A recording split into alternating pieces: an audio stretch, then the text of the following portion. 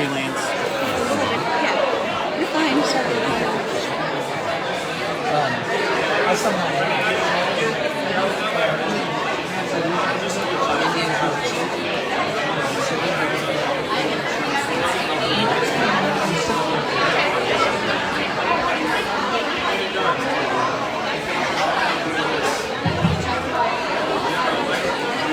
Hey guys, we're going to get started in about 2 minutes.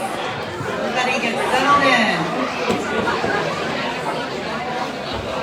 We've got plenty of chairs up front, so come on, don't be shy.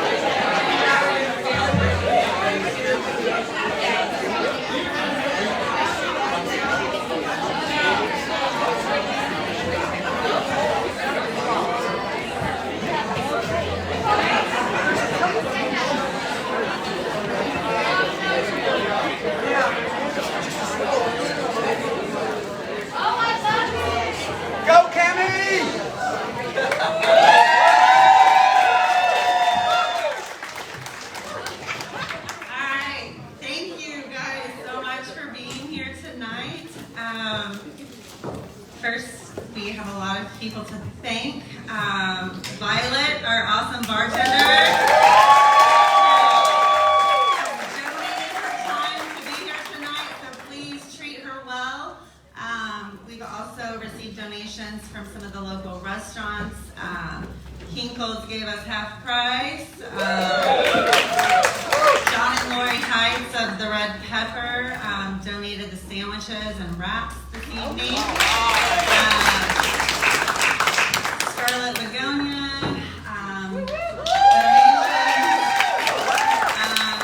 the community, you guys have been donating to us so that we could keep this movement going, and we're very thankful.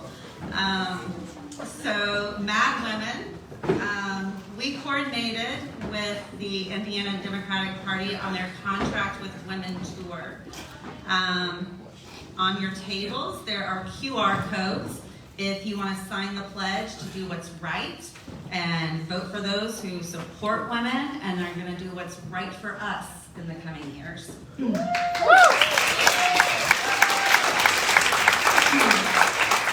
have got some great speakers tonight. I've been fortunate enough to see a few of them speak in person. And we also have some other candidates here tonight who aren't on the Jefferson County ballot, but people like Nick Marshall of Clark County.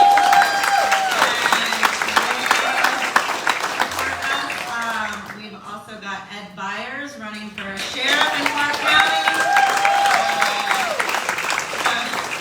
We've got Ed Stiegel, some other local politicians here. Ed Stiegel, John Hutchison, Marilyn Hutchison. I'm probably going to miss somebody, but a lot of wonderful people who care about women and want to make sure that we do what's right moving forward. So, I'm going to kick off the speeches. For those of you that don't know me, my name is Cammie Kelch. I've been a resident of Jefferson County since 2009. I was born in Dallas, Texas in 1979, some 6 years after the landmark decision of Roe v. Wade was decided by the U.S. Supreme Court, and 9 years after the case was initially filed in Dallas, Texas, against District Attorney Henry Wade. My father was a physician in Dallas who advocated for equal health care opportunities, believing that your zip code should not determine your life expectancy. My father spent his final years in practice caring for the disenfranchised, the elderly, the downtrodden, and he helped raise 2 daughters who became empathetic and independent women. He made sure that we always knew that our bodies were governed by nobody other than ourselves, and he would always support any decisions we made in regards to our own reproductive health care. I became a registered nurse in 2011, and following in my father's footsteps, spent my first 8 years in emergency care, before turning to care for some of our county's most vulnerable community members as the medical site manager at the Jefferson County Jail. My little sister went on to receive her Juris Doctorate in 2012 from Baylor University School of Law, allowing her to also serve vulnerable populations of people. During her undergrad at the University of Texas, she had the distinct honor of taking 2 classes taught by Sarah Weddington, one of the lawyers who represented Norma McCorvey, better known as Jane Roe. I am here today because I know that abortion is health care and that it saves lives, but I also know that it is so much more than that.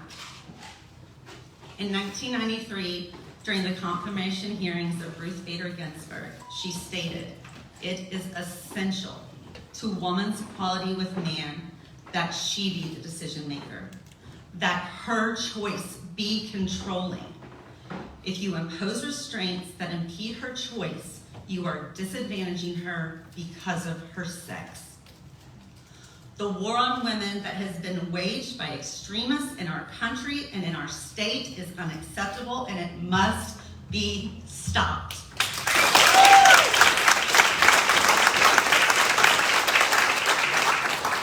And the only way we can effectively stop them is with our votes.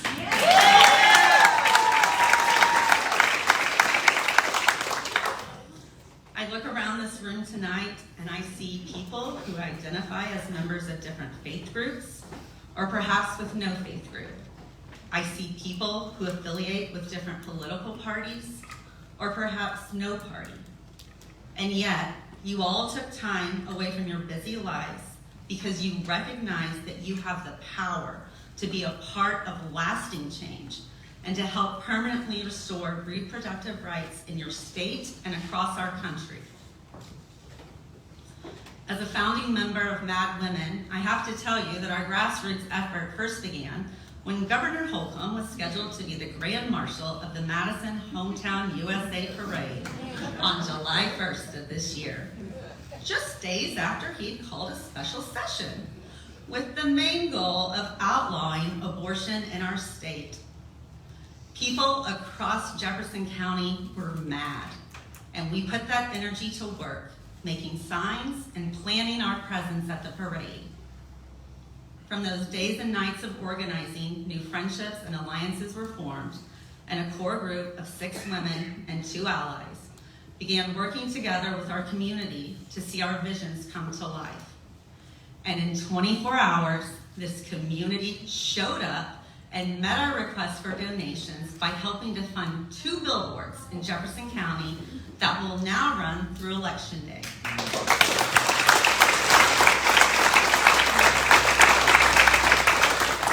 We believe that Jefferson County voters can and will make a difference.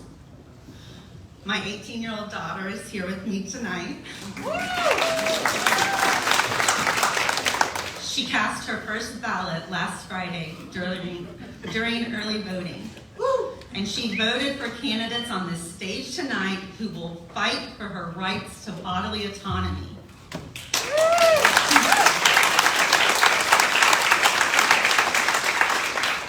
We are counting on voters of all ages to show up for the first time or the last time and make a difference. Sorry. Come on, you got this.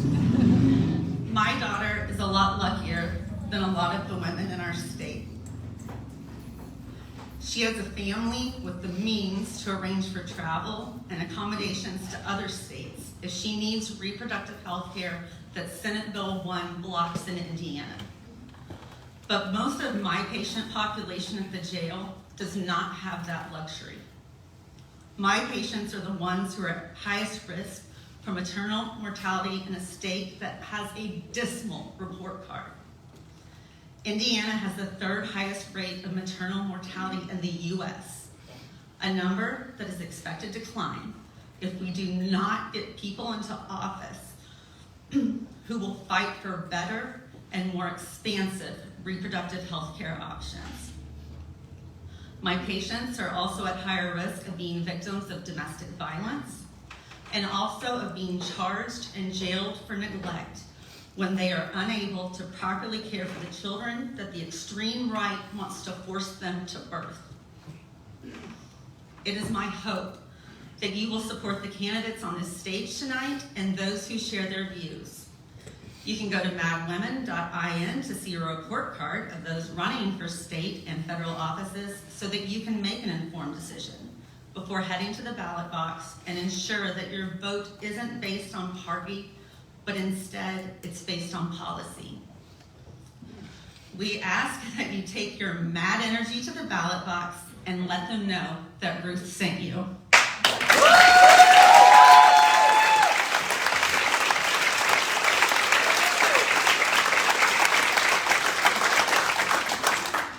And next, I'd like to welcome to the stage Dr. Treva Hodges, who is the mayor of Charlestown.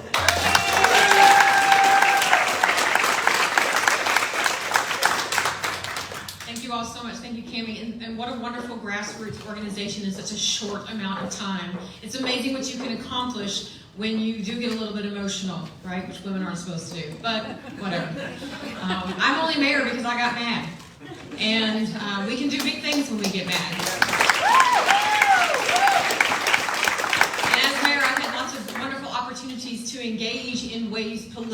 with people that I have not previously had. It's been incredibly rewarding and also very enlightening. I'm here to enlighten you tonight on one particular element, because this isn't just about abortion. It's not just about feminine hygiene products. It's not just about maternal mortality. It's not just about any single one of these issues, which is what the far, far right wants you to believe, because for that it makes it simple for them. It simplifies it. It compartmentalizes it in a way that says that it's just in this little box, and you just check that box and you're good to go on all of these issues, but it's far more complicated than that. Only days after the Senate Bill 1 passed, I was in a mayor's conference. Us mayors like to get together every so often and share our woes, like paving streets, fixing wastewater plants, getting rid of the road groundhog on High Street. We were at a mayor's conference, and interestingly enough, at this conference, there was a specific panel on how attracting women to your city and providing opportunities for women to thrive in your city has been shown to be one of the key successors in economic development. We know this. Academic study after academic study after academic study since at least 2006 has proven this true, not just in Indiana, not just in the United States, but worldwide. Communities that take care of women and empower women thrive economically.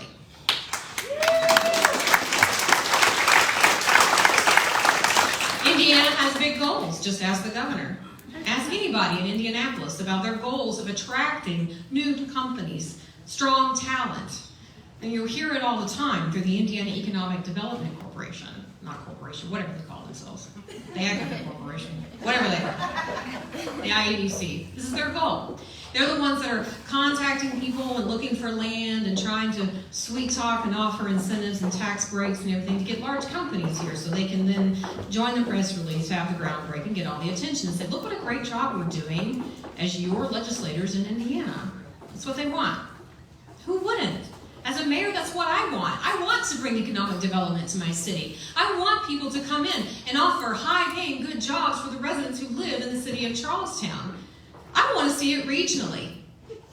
We're part of the same economic development region that you are here in Madison and in Jefferson County. We are part of the regional development that you are also part of. And I know you've seen it in the news, Ready grants. You guys are getting some money here in Madison for all that. We're down in Charlestown, we're the same group, okay? Because when one group thrives in that region, we all thrive. We know this. And we know that if we help women thrive, that is a key component. So that was one panel we had. Later in the schedule, we also had a planned visit from our Lieutenant Governor. She was supposed to do a fireside chat with us, with a member from the IEDC about economic development. As I sat there, one of only a very few women mayors in the state of Indiana, one of even fewer Democratic women mayors in the state of Indiana, I found it ironic that we were about to have a conversation in a fireside chat with a person who was 100% supportive of denying women's rights in our state while also trying to attract talent. She didn't stay for the fireside chat. She gave a quick 3-minute summary and left. And left that poor gentleman from the IEDC all alone in the room with me. And as he talked through economic development, I began to murmur, first quietly at my table, then a little bit louder. I began to scoff a bit because I couldn't help it. And the men that were at my table, all men, other than my husband who's incredibly supportive, the other men at my table began to shoot their eyes at me and look at me in that nonverbal way of, oh, please don't, please be quiet, please be quiet, please don't. Nevertheless, I persisted.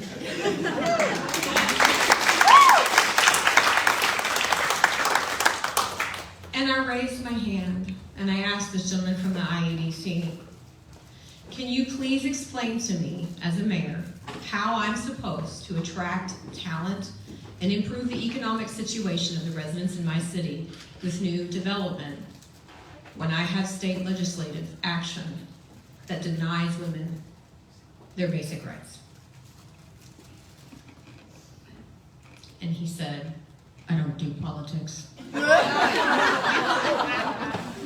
But many, many other people in that room, many other Democrat mayors and Republican mayors, men and the other few women, clapped. Because we get it. This is not a single button issue.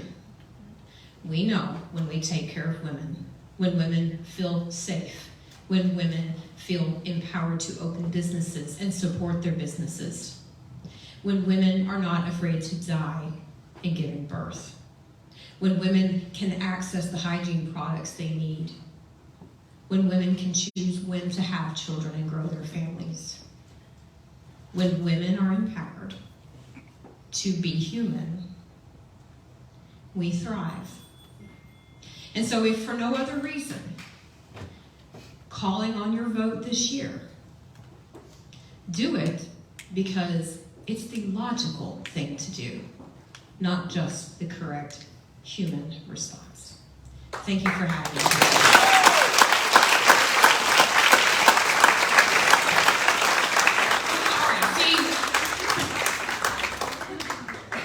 I'm not used to having to introduce the person next to me. There's usually someone else who takes that role.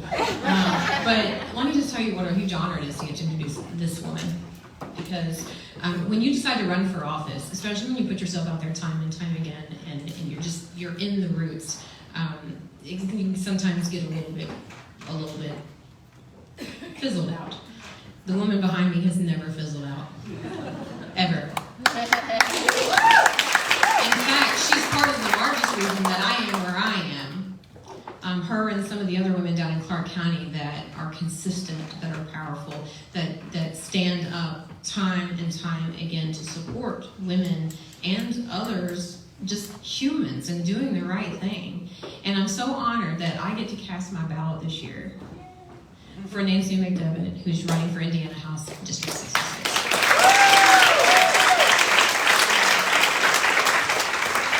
Thank you, Treva, and thank you, Cammie, and everyone that put this together, and everybody who came out. Excitement, that's what's going to work for us.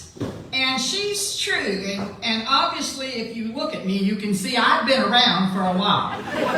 And if anybody thought that when I was my age, 76, that I was going to run for this office, they would have been crazy, just like I would.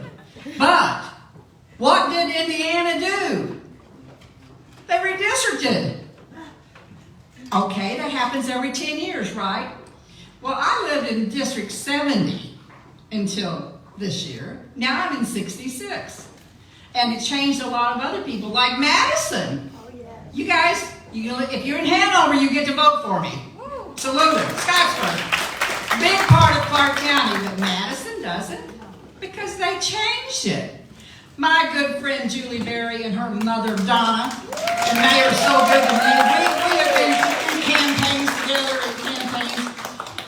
Julie says, gerrymandering, they do it, okay? They do it, and here we are. And then they pass these bills, and I can't use my words that, but you know what I'm saying. And I've just about used up my F's for today, so I won't do that. Anyway, people said, are the Democrats desperate that you're running? And I said, you damn right we're desperate. Look at what they're doing in Indianapolis. Yeah, I've been desperate for years. Yes. Desperate. And my opponent, he's so cute. Anybody who lives in my area would have gotten flyers from him. He's had 3 flyers in the last month. And all it says, he's for term limits in U.S. Congress. It doesn't say that he voted yes on this bill, abortion. It doesn't say yes, he voted for that horrible teacher bill. It doesn't say anything. It says he's for U.S. term limits. He's not even in the U.S. Congress. So I said, to Mr. McDermott that I think he means that he wants young out of there. Anyway, thank you guys for letting me speak. They said that I could speak, but I got to speak after Treva, and I said the good and the bad. I get to speak, but I got to speak after Treva because she is awesome in our county and wonderful. Now, I have one more thing. Years ago, when we were walking, trying to get the Equal Rights Amendment passed, anybody can remember what that was, there was a woman, and I remember it being Sonia Johnson. Now, she might not have been the one that this originated with, but it stuck with me. It says, if you feel like you can't do anything, then you have to release the person who's got their thumb on you. And that means to me, vote, vote, vote, vote. And thank you so much. Now, I wish to introduce Fyfe, who's running for 9th District.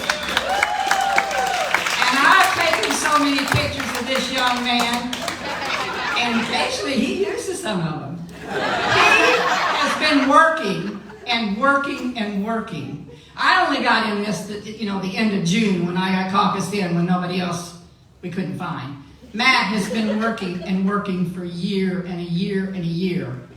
And he's going to be great at 9th District. Remember, his opponent is bat crazy. And you know I like that. So, introduce you, Matt.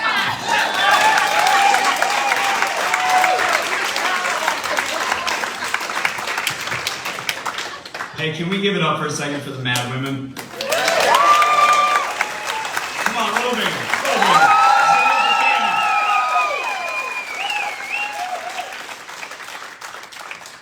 I am Matt Fyfe. I'm running for the U.S. House of Representatives. I'm so excited to be here today talking to all the MADWOMEN in the group. I am so excited to be here as an ally defending women's rights. I am so happy to be here because at the federal level, we need to codify Roe. We need to just codify it. We need to make it so that no matter where you live, what zip code you're in, you have reproductive freedom and you have body autonomy.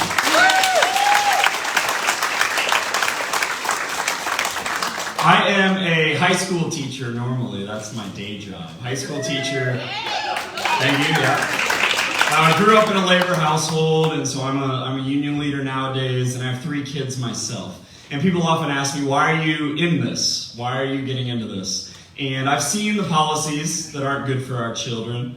And I think that's our students. That's a little bit of what got me into this. But I just want to take it to quality of life for a second. When I think about my 3 children growing up, I want them to stay here and love Southern Indiana. I want them to be able to come back and have the rights and the freedoms that we still have and love where we are. But I've seen over the last 10 to 15 years that quality of life decrease. And I'm a teacher, so I want to do a little call and response if that's okay with you all. All right. Do you appreciate that we are one of the most polluted states in the United States? No. Do you appreciate that we have some of the worst pre-K and childcare in the United States? No. Do you appreciate that our organizing for labor, that we're a right-to-work state now, and our organizing power has been taken away for the everyday worker?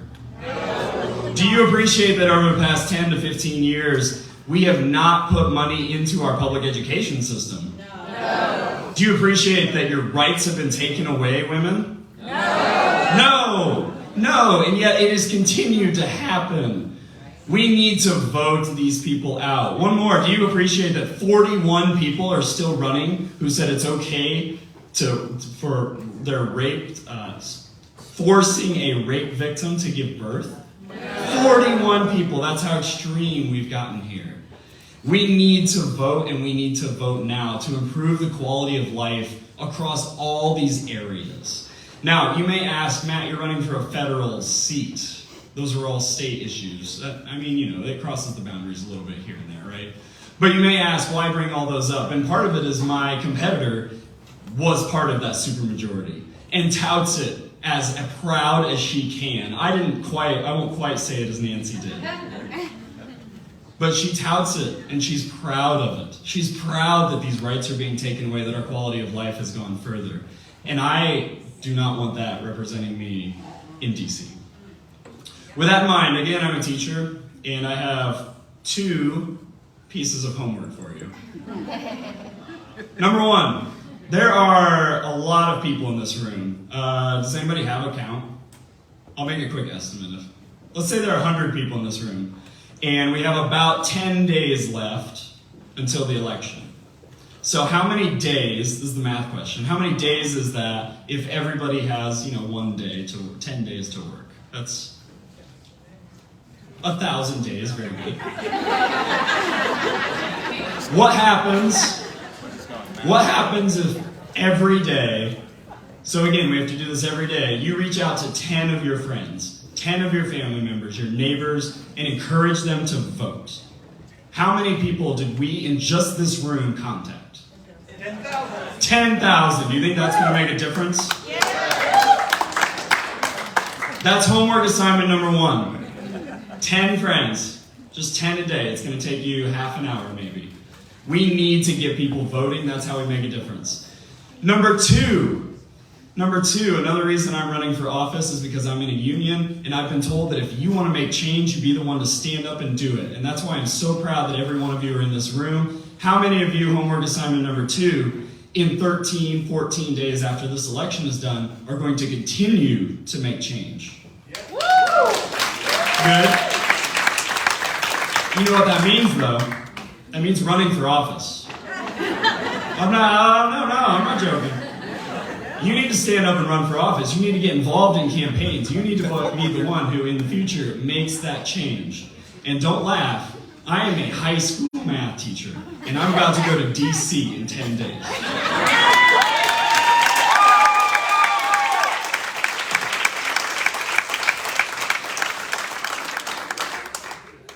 10 people a day, run for office. Can you do it? Yeah. All right.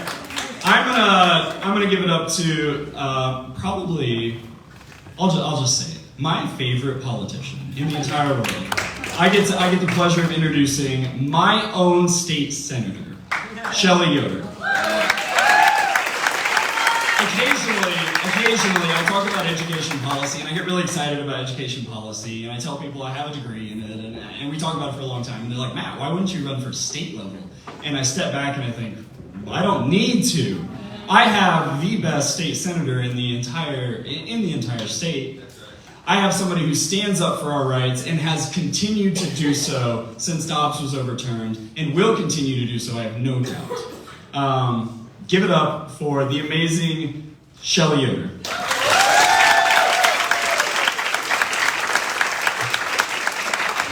Thank you so much, Congressman Fyfe.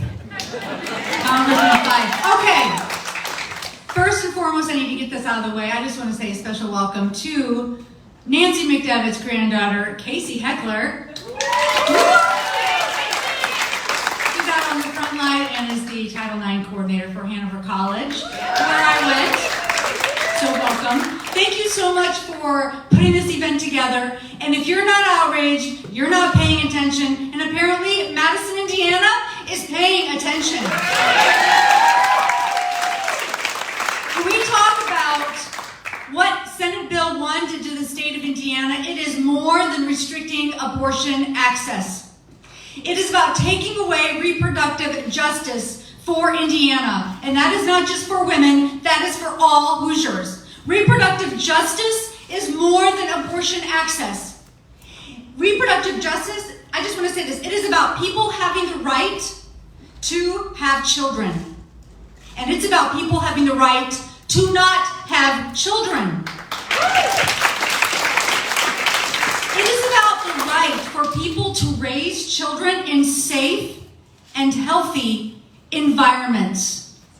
And it is about the right for people to have the right to health and self-determination regarding their bodies, their sexuality, free from oppression and shame. When people ask me, how are you doing since Senate Bill 1 passed? I join you in saying, not well. We have a state who is recovering from the trauma of that special session.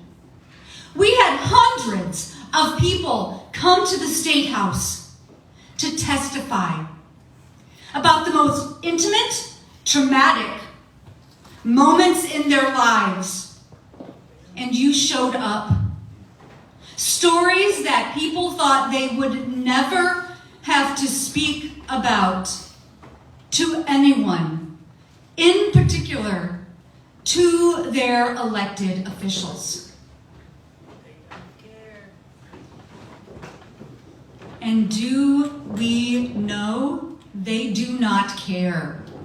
They heard you speak, they heard your stories, and yet they persisted. We get excited about that phrase, but we cannot forget that they did persist. And we may have thought they will never overturn Roe, and yet they did. And this is just the beginning. We are down to the final days before November 8th, and we must dig deeper and do more. We must, because this is just a litmus test for what Hoosiers are willing to stand for. And if you don't think that access to contraception is next, or coming after the LGBTQ community and the freedom to marry whom you love, if you don't think they're coming after interracial marriage, you are sorely mistaken. This is just a test. And if we do not respond accordingly November 8th and vote these individuals out of office, we can expect only worse things come January 1, 2023, when the next General Assembly will come into session for another regular session. We will see more restrictions filed. And let's just take a moment to discuss what we are defending. Before Senate Bill 1 even passed, Indiana had the second worst access to reproductive justice and abortion care in the United States. So we are fighting to just getting back to being the second worst state when it comes to access. That's how desperate we are. And that is how outraged you must be, and must maintain that outrage until November 8th. Senate Bill 1 is now being held in the courts. So as of now, you can access full abortion care.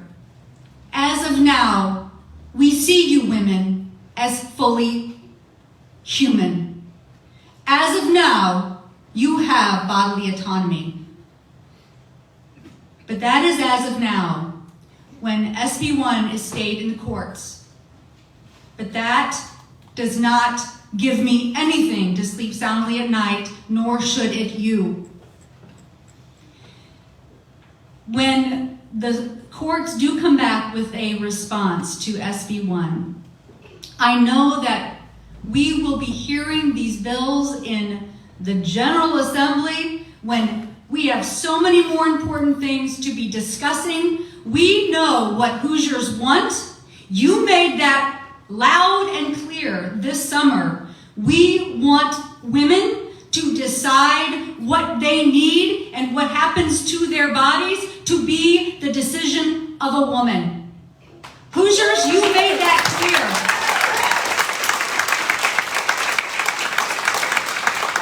So let's start talking and dealing with the issues, other issues that Hoosiers are facing. Maternal health deserts in over 30 counties in Indiana. These are counties that have zero access to OBGYN care. Child care deserts. These are counties that do not have access to child care, let alone affordable child care. Let's talk about food insecurity. Our food banks in Indiana are facing the greatest demand that they have seen.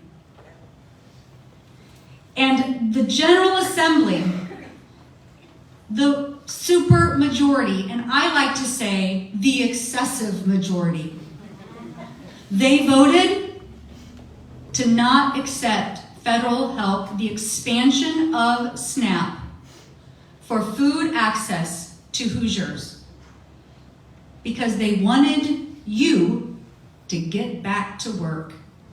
And that is what they said. So they voted against expanding food access through the expansion of SNAP throughout the pandemic. And now our food banks are seeing the demand more than ever. We can talk about giving Hoosiers access to a safe and healthy environment. But until we stand up and say no more, are guns going to have more rights than women? We have got to take back our democracy and do something about it. And that something is voting these individuals out of office who voted for SB 1. And that is our opportunity come November 8th. So please, dig deep within your well of energy and ability to get out the vote. And get out the vote. Make phone calls, go door to door, and work for a candidate in Madison or in Jefferson County. We have a big job to do, but it's not a job that this room is not capable of achieving. So the next speaker is coming up who's going to be our next senator in the U.S. Senate.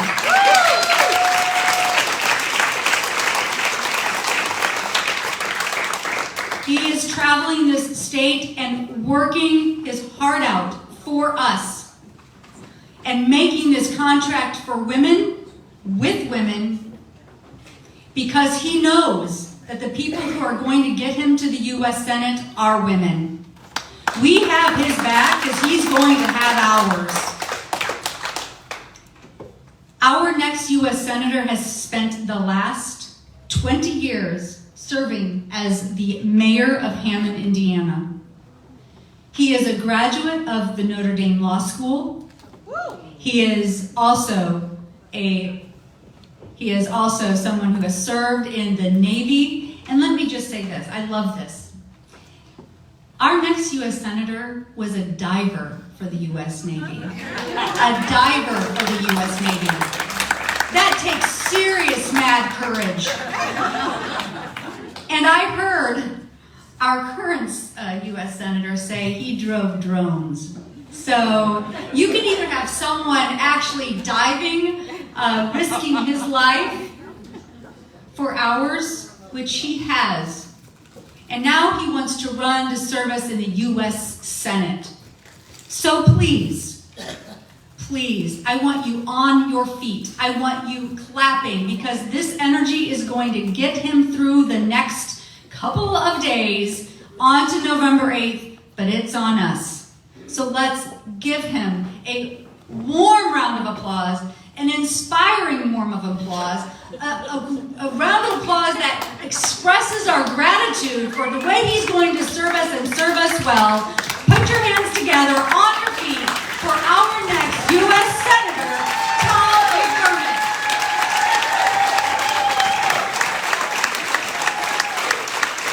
Thank you, Madison. It's great to be back. Love Jefferson County. So, Mad Women are amazing, aren't they? Give it up for the Mad Women. You know, I've done a couple of these events. Like, I think this is my 11th or 12th. We go around the state of Indiana. We went to cities a lot bigger than Madison. So when I walked into this room and saw this incredible group, I tell you what, Madison, you guys know how to put on events. One more time for you guys. My name is Tom McDermott. I'm the mayor of the city of Hammond. I'm the Democratic nominee for U.S. Senate. And more importantly, I'm the guy that's going to fire Todd Young on November 8th.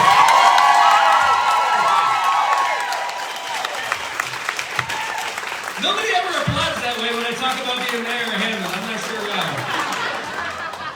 We wouldn't even be here right now if it weren't for my opponent, Senator Todd Young. Because Senator Young, in 2016, when he was running for the United States Senate, he told us who he was. Senator Young said, I'm 100% pro-life, no exceptions. No exceptions for rape, no exceptions for incest, no exceptions to save the life of the mother. He told us that. We weren't paying attention. Then Senator Young becomes a U.S. Senator, and because of what I call gerrymandering of the Supreme Court, what I mean by that is we know what gerrymandering is. It's a topic we talk about a lot now. But Merrick Garland is a fine attorney general. But Merrick Garland should be on the U.S. Supreme Court right now, right? Because President Obama nominated him, and the the GOP decided not to seat him. So when Todd Young became our U.S. Senator, he had the opportunity to confirm 4 justices to the court. He confirmed 3 of the justices, voted against Justice Ketanji Brown Jackson, who had an amazing resume and should be sitting and is on the Supreme Court. Thankfully, no thanks to our senior senator. But Todd Young confirmed Brett Kavanaugh. Remember that guy? He had a couple issues going on. Todd's a yes vote. Todd Young confirmed Neil Gorsuch. Todd Young confirmed Amy Coney Barrett. Now, those 3 justices take their seats on the court, and within a couple months, Roe versus Wade is overturned. So we wouldn't even be, Indiana wouldn't be dealing with this issue with SB1. Senator wouldn't have been called into special session. Women would have all their civil liberties in Indiana were it not for Senator Todd Young. And he told us who he was, and he went in there and did it. So I'm going to piggyback off something that Senator Shelli said. When you are an elected official and you take on half of the American population, women are probably more than men in the American population, and you're taking civil liberties from half of the population. A lot of people say, Mayor Tom, you're really fired up about this issue, and you're a man. It's unusual to see a man that's so fired up about Roe versus Wade being overturned. And I'd like to point out that I grew up with a single mom and my sisters, so this is important to them. I have a wife, Marissa, and a daughter, Lindsay. My wife, Marissa, is very upset about this. And when my wife is very upset about something, I'm automatically upset about something, right? Because I know happy wife equals happy life, right? So this is not just a woman issue.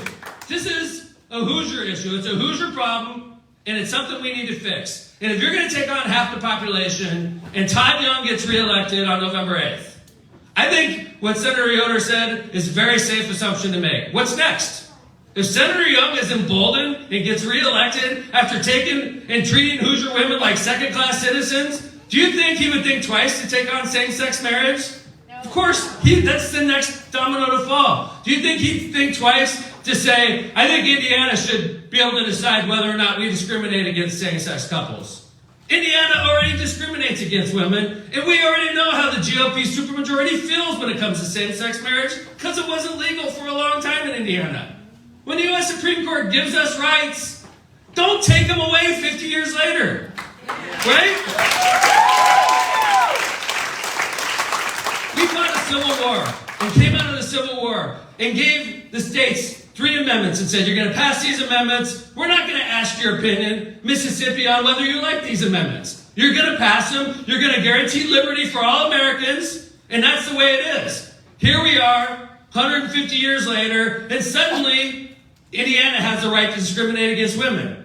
And if unchecked, Indiana will have the right to discriminate against same-sex couples. And Senator Shelli's right that the next to fall after that will be contraceptives, because it's under the right to privacy granted by the U.S. Supreme Court. Can you imagine? You have to go to your local politician and ask him if you want to buy contraceptives? That's where we're heading in America right now. And it's because of senators like Todd Young that we're here talking about this issue. So I want you to know, I know why I'm going to win on November 8th. I'm going to win on November 8th just because Hoosier women are going to show up in record numbers, aren't they? I'm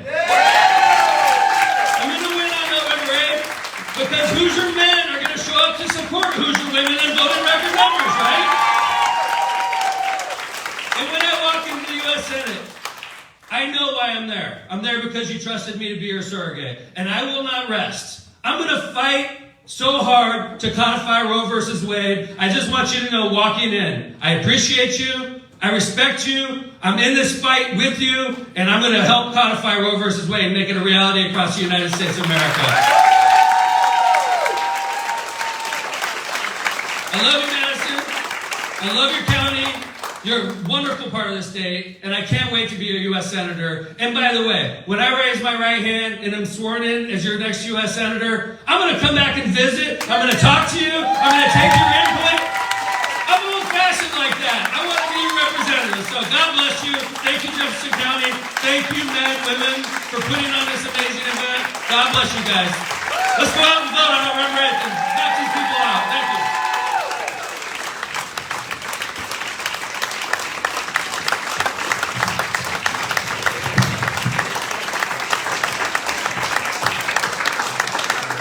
Let's give it up one more time for our speakers and also MADWOMEN, please.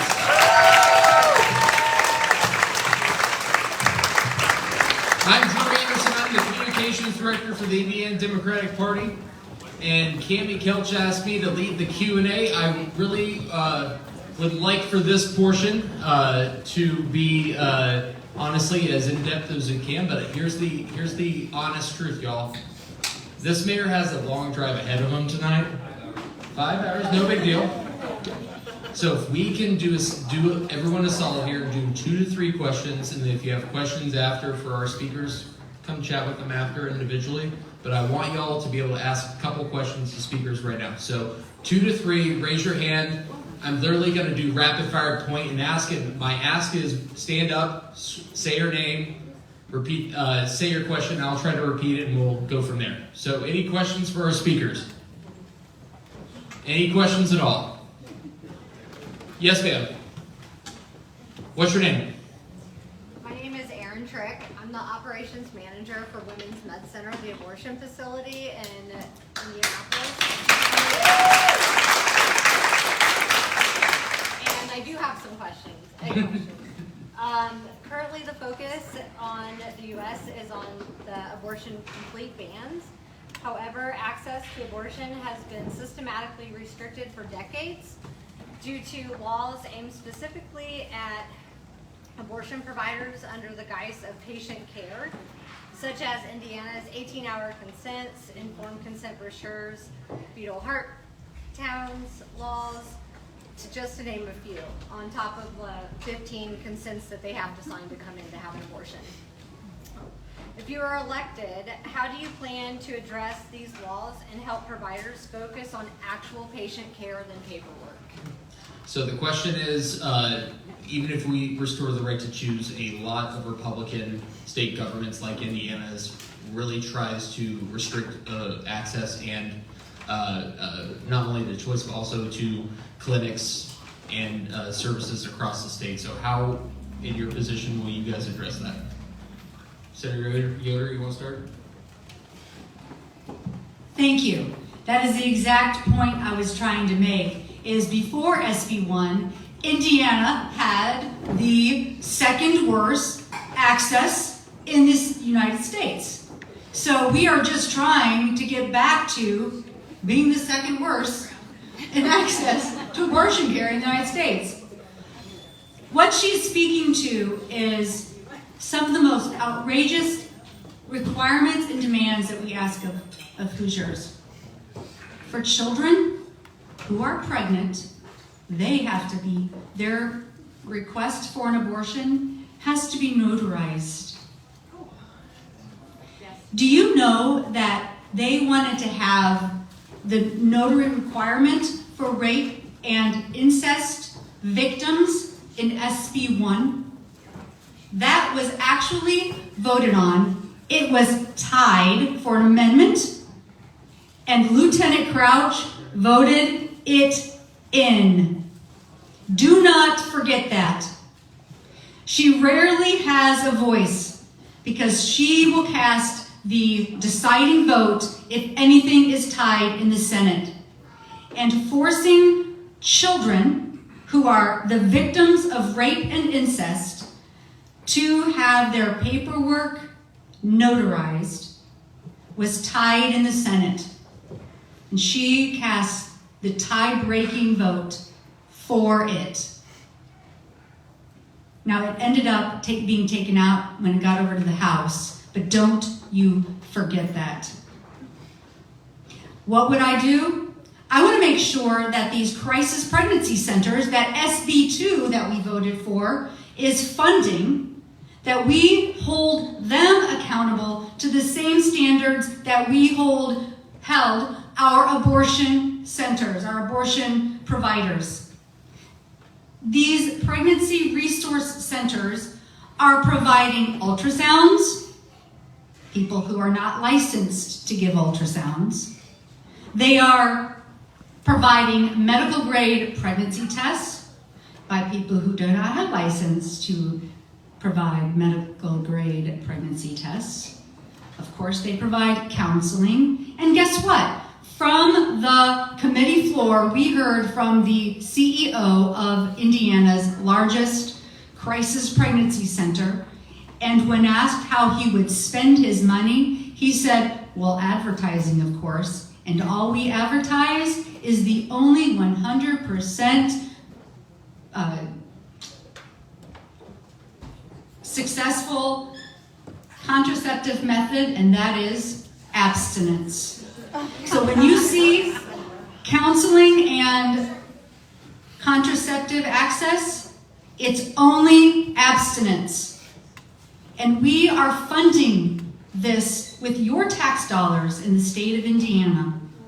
So what will I do? I am filing several bills that address the false advertising that crisis pregnancy centers do in the state of Indiana. Because we know that in the counties where the crisis pregnancy centers are most prevalent, those counties have the worst maternal health outcomes.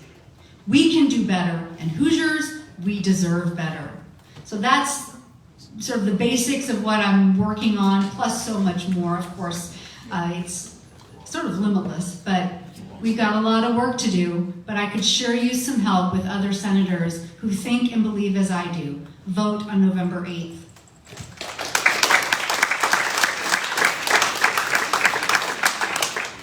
Next question. Come on, I know there's ADP. Okay, in the back. Yep. What's your name? Sue Brockett. Hey, Sue. And I'm retired. Anyway, why weren't we allowed to vote on the Senate bill, and like Kansas was? And what can we do to change that? So the question is, why in Indiana weren't Hoosiers allowed to make the decision on whether or not to ban abortion in the state? The real reason is they didn't want to know how you felt, because if you came out and said we don't want SB1 to pass, they would have had no ammunition to march forward like they did. They didn't want to hear your testimony. They didn't want to give us an opportunity for input on it. The fact is, that's how the supermajority operates. They literally ignore Hoosier wishes. When you go and you drive to the State House and you stand in line for hours and you give your testimony, senators like Shelli are listening. However, a lot of the GOP members are told exactly what to do, just like they were on SB1, and they don't want any other evidence out there to suggest anything to the contrary. That's why it's so imperative that we bust the supermajority on November 8th as well, and get great people like Nancy elected, so that we can bust that supermajority and start putting people in office that are going to do a better job. So thank you for the question, Matt. Also, real quick, I just got to say, because I'm the comms person, I read the news a lot, it's my job. The Republicans did an internal poll on whether or not to pursue their abortion ban. You remember this, Shelli? That internal poll showed that a large majority of Hoosiers were against any sort of ban or any sort of legislation like SB1. In fact, they wanted Indiana's laws to remain the same. And so what did they do? They ignored the will of the people, just like they ignored the will of voters when they told the supermajority they didn't want to pass stuff like permitless carry either. And then on top of that, one more thing, and then I'll shut up. During the whole process, when they did all these hearings, what did they do, Shelli? They gamed the hearings against the majority. Of the hours of testimony that they heard, it was overwhelmingly folks that were for the ban, even though there were thousands of women and allies outside of the chamber screaming and saying that they did not support this ban. And why did they do that? They wanted the record to reflect their ideology and not the will of voters. So remember that. Okay, last question, and then we'll wrap it up here. One more question. Come on, y'all. 80 of you in the room. Someone has to have a question. Okay, well, thank you so much for coming, y'all. Appreciate it. And have a good night, okay? Tammy has one more thing to say.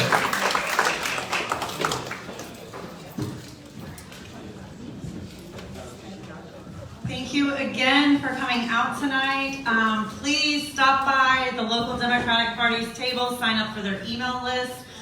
Stop by the MADWOMEN table for a $10 donation. You can get yourself a yard sign. We've got other swag, and that helps our cause. It helps us to put up billboards that say, vote like your daughter's life depends on it. It helps us to run our website. We thank you for your support tonight, and we look forward to seeing you November 8th down at headquarters as we watch these polls come in and the election numbers come in, and we welcome these people to represent us in the coming